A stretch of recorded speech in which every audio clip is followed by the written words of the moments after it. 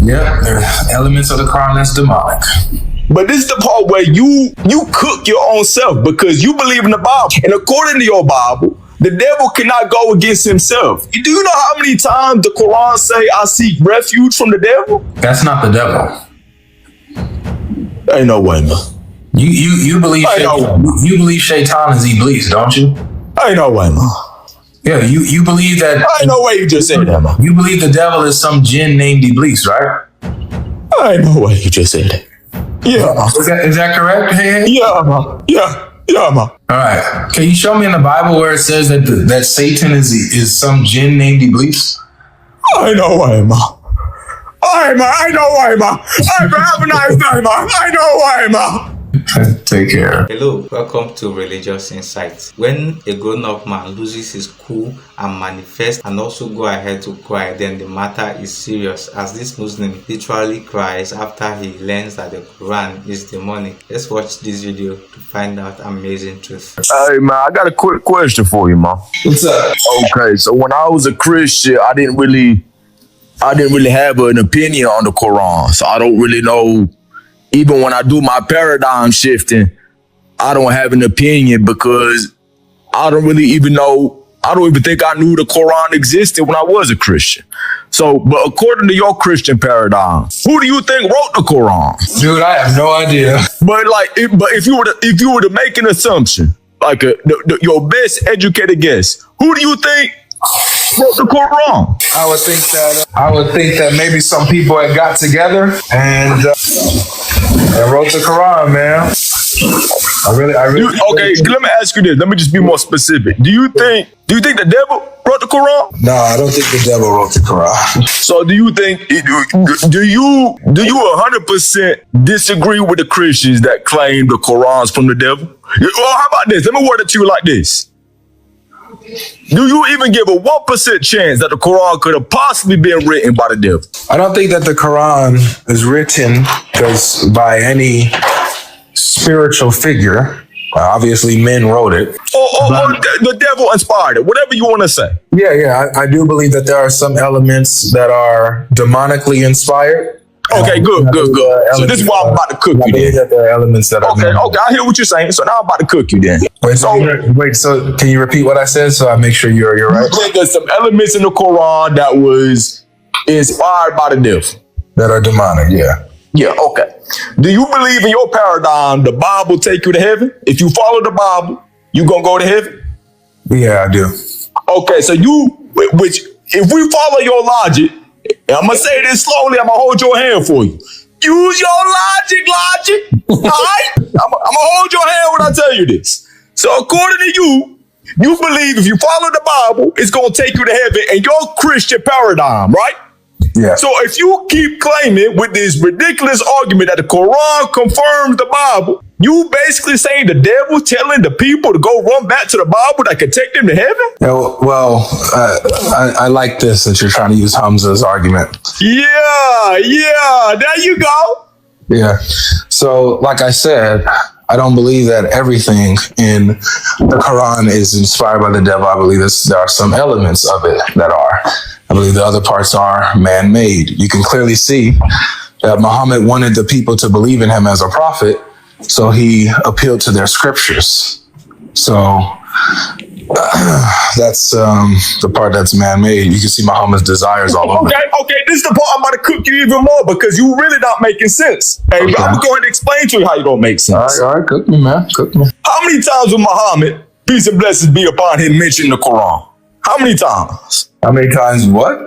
How many times was Muhammad by name mentioned in the Quran? 4. 4 times. Yeah. So according to your paradigm, you believe the devil inspired Muhammad to tell the people to follow the Bible, which in your paradigm, mind you, your Bible, you claim is going to lead you to heaven. You think the devil going to tell the people to go follow a book that'll lead them to heaven? Hold on, let me finish. But you're starting off on a straw man, bro. Nah, my brother, hold on. What did I say to you before you started this? What did I just say to you, bro? You said certain parts of the Quran, right? That's what you said. Right. And so what did I say specifically about the parts of the Quran that confirm the Bible? What did I say about those parts? I don't know what you said. You said there's certain elements of the Quran that affirm your Bible. Yeah, that tell you to follow the Bible, right? No. And then what did I then say specifically about the parts that confirm the Bible? Those claims. What did I say specifically about that? I don't know. Say it again then. Yeah, that's crazy. So you said, see, I see what you're saying, and I'm about to cook you even more on that. Yeah, I am. You just gotta be patient with me because okay, so I'll say it again. I'll say it again, dude. I'll say it again, and then cook me on this, okay? So I got you. Yeah, go ahead. Said that you can see clearly in the Quran the man-made elements in it, and part of the man-made elements are the parts where Muhammad, you can see his desire to be accepted by the Jews and Christians as a prophet. So he appeals to their books. I believe that that's Muhammad's man-made desires. So he puts himself as a fulfillment of their scriptures, as a prophet foretold in their scriptures, and so on and so forth. So okay, I hear what you're saying.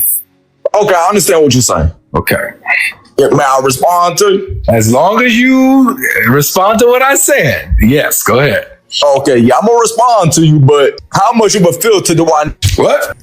Like, how filtered do you want my response right now? Just go ahead and respond, man. Just, go ahead. Okay. My brother, I'm gonna hold your hand when I tell you this, man. See, like I gotta hold your hand.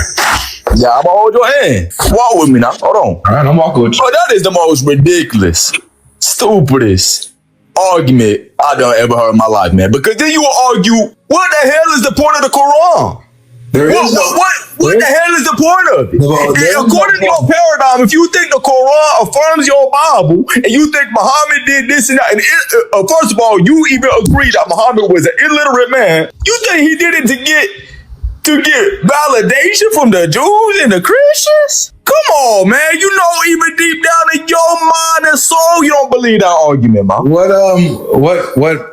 What objections do you have to what I said? Because all I'm saying that my argument is stupid is not an argument. Let me tell you this. Right now, Avery, if I tell you right now, are you outside right now? Nope. Okay, let's just pretend you're outside. What color is the sky, man? It looks like it's blue. It's blue, right? But if I told you, Avery, go step outside, man, and you step outside and I tell you, man, the sky like caramel, man. It's like caramel color. The first thing you're gonna tell me, man, that's a stupid ass statement. Not every statement needs a rebuttal, man. Some things is just stupid. No, I'm gonna say, look outside at the sky. Is that caramel or is that blue? See, I'm gonna point you to a reference to show you why what you're saying. To show you why what you're saying is stupid. Okay, let me respond to that. You go ask me that question, but this is the tricky part for you. You gonna stumble across an idiot like you, right? That's gonna say, nah, man, it's caramel, man. It's caramel. Sometimes in everyday life, man, you gonna stumble across people that are so delusional, they just say the most irrational things, and no matter what you say, I'm just waiting on an argument, man. You get what I'm saying? That is the argument, man. You making a claim, though. Hey. So the argument is, Logic, you stupid. I didn't say you stupid, my brother. No, you did. You did. You said you said you're gonna come across an idiot like you. That's what you said. You called me an idiot. So, okay, yeah, I mean, idiot is not as bad as stupid, though. No, it's the same thing. But so you said you calling me an idiot, calling me stupid. I'm saying that my argument is stupid, but you haven't given me an objection. So. And I know you but that's where you fail. You think everything you say. I'm about to give you the floor right back. Okay, go ahead. I want you to bring an objection to this idiot. Show me that what I'm saying is illogical, is idiotic. Show me that. Show me that. Don't just tell me that I'm stupid for this. Show me it. What's your objection? Okay, let me show you then. Let me show you. At the end of the day, man, everything you keep saying, that's why I started out the conversation by asking you, because as many times as I listen to you a couple of your lives a lot of times, and then, obviously I joined your panels a lot, but I was like, you know what? Let me not make an assumption, because I don't think I ever heard Avery make his statement or state his opinion. So I was like, you know what? Hey, don't assume, just ask the brother. Avery, who do you think in your paradigm or just your opinion wrote the Quran? You immediately said, I don't know. That's what you said, right? You said you don't know. So you making claims about the Quran, but you don't, according to you, by your own admission, you don't even know who wrote the Quran, man. I never made a claim about who wrote it. But if you don't know who wrote the Quran, how can you assume what the intention of any of the characters in the Quran is doing? By its contents. Its content shows the intention. So by the contents of the Quran, I can see that the author wanted Muhammad to be accepted by the Jews and Christians. By the contents of the Quran, I can see that that Muhammad had a desire for women because he was able to have as many wives as he wanted, while the other Muslims could only have 4.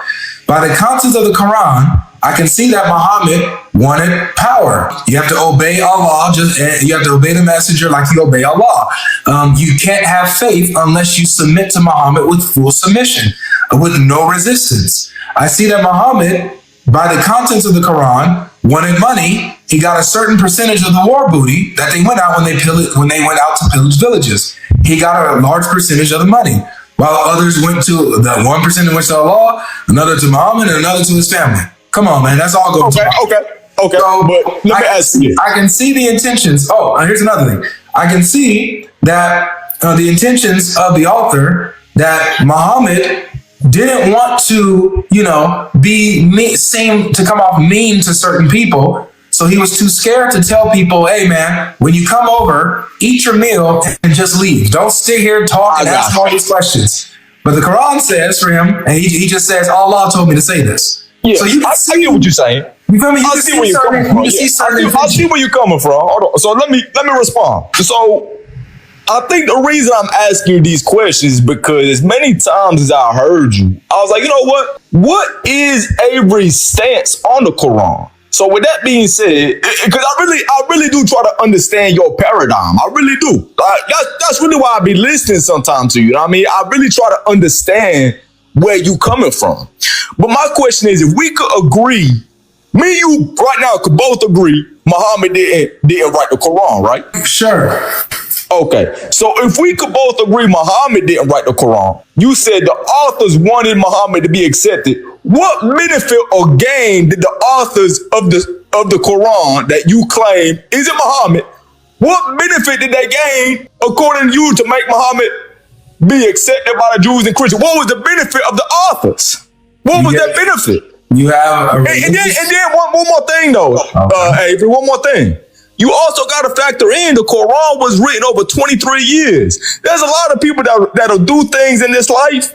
They keep at it for maybe like 6 months, 3 months, a year tops, really. But what author you think gonna be committed to writing a book for 23 years? And it's only to benefit Muhammad? You see where I'm coming from, my brother? I'm trying to make you think. Your rationale don't make no sense, my brother. It really don't. Because when you ask yourself the question, at the end of the day, as human beings, we do things for a benefit. We are selfish creatures, man. What benefit did these so-called authors that you don't even know who it is, what benefit did they get out of it for writing a book for 23 years, over a course of 23 years? What benefit did they gain? Go ahead. Easy. You have a figurehead like Muhammad, whom you can use for spiritual manipulation to garner control and have people obey your every whim and follow your desires. It's easy. Power, control, all of that. Sharia law, all of that. All under the guise of Allah said so. Allah said so through the Prophet. Or the Prophet taught this about women, about our desires, about what men can have, what our rights are, yada, yada, yada. All of that. So you think they stayed dedicated for 23 years, right, to do that? Oh yeah. Okay. And we'll make it, let me grant you that, right? Let me just go with that. I could say the same thing about your Bible. Matter of fact, there's actually some truth in that regarding the Bible because at the end of the day, it was infiltrated. At the end of the day, man, the day gonna end, man. You get what I'm saying, right? You feel what I'm coming from? Like, that's exactly what I'm trying to tell you. You see, man, at the end of the day, man, you just really don't make no sense, man. That's really what I'm trying to tell you. Yeah, but you're not telling me how. So I don't think your rationale actually checks out at the end of the day. When you really analyze your rationale, it don't make no sense. That doesn't mean anything to me, Harry. The only thing that means something to me is objectively showing that my rationale does not make sense. But why do you think, I guess I could word it to you like this. Why do we gotta force to accept arbitrarily your interpretation, your rationale? It's like you just arbitrarily say something, you think, okay, yeah, we must accept this analysis. It don't make no sense, my brother. I'm not even trying to be mean to you. It don't make no sense. Well, I didn't say that. I didn't say to arbitrarily accept what I'm saying. I'm saying to look at the evidence that I present. You know, you asked me about the man-made, features or elements, right? That I think. Well, why do I think that? And I laid out to you a couple of references that shows Muhammad's desires and verses that are inspired by his desires. You know what I'm saying? I gave you some of those examples. You would have to, I'm saying look at those yourself and make your judgment. You don't got to accept what I say. But don't say that I'm coming, arbitrarily. I'm giving you references. So I get what you're saying, but at the end of the day, it's like when you really, so there's two things. Like, first of all, your argument regarding the Quran affirms the Bible, which you believe the Bible takes you to heaven. If you follow the Bible, it's going to take you to heaven, which don't make no sense, right? Because essentially you're saying, okay, the Muslims are good because they gotta follow the Bible. So that's the first flaw I see in your argument. And second of all, wait, explain that flaw a little bit more. What's the flaw exactly? Okay, the flaw is this. If you truly believe in your heart that the Quran verse says the Quran affirms the Bible, you don't have nothing to stand on unless you follow the Bible, right? Is that what you're saying? Yeah, that's what the Quran says. Then in reality, you should really have no problems with the Muslims. You should be like, oh man, hold on, let me finish, my brother. Hold on. Okay.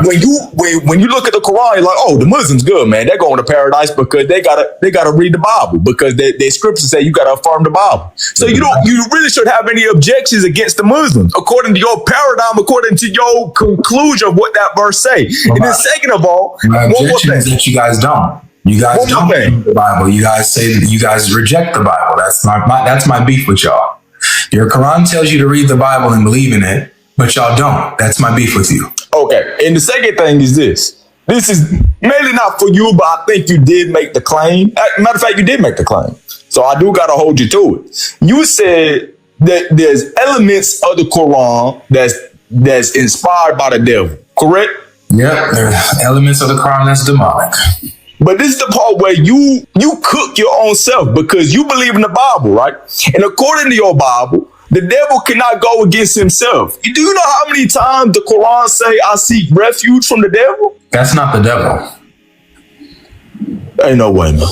You believe you believe Shaitan is Iblis, don't you? Ain't no way, man.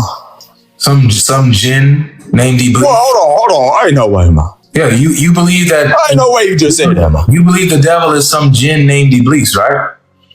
Ain't no way you just said that. Yeah. Is that correct? Hey? Yeah, man. Yeah, man. All right. Can you show me in the Bible where it says that Satan is some jinn named Iblis? Ain't no way, man. Ain't no way, man. Hey, man, have a nice day, man. Ain't no way, man. Take care. Oh, man, that dude is funny, man. Ladies and gentlemen, hold on. You want me to believe that Satan is some jinn who got tricked by Allah into bowing down or not bowing down to Adam? That he's not one of the angels, but that he's a jinn? And Allah commanded the angels to bow down. Iblis doesn't. He's a jinn, not an angel, so he didn't receive the command. And then Allah punishes him for not bowing down when he didn't even tell him to bow down in the first place. And then sentences him to hellfire. And so as a result, that prompts Satan to now be against humanity and against Allah for the rest of his days. That, you think that's Satan? Ain't no way, man. Ain't no way, man. Ain't no way, man. Ain't no way, man.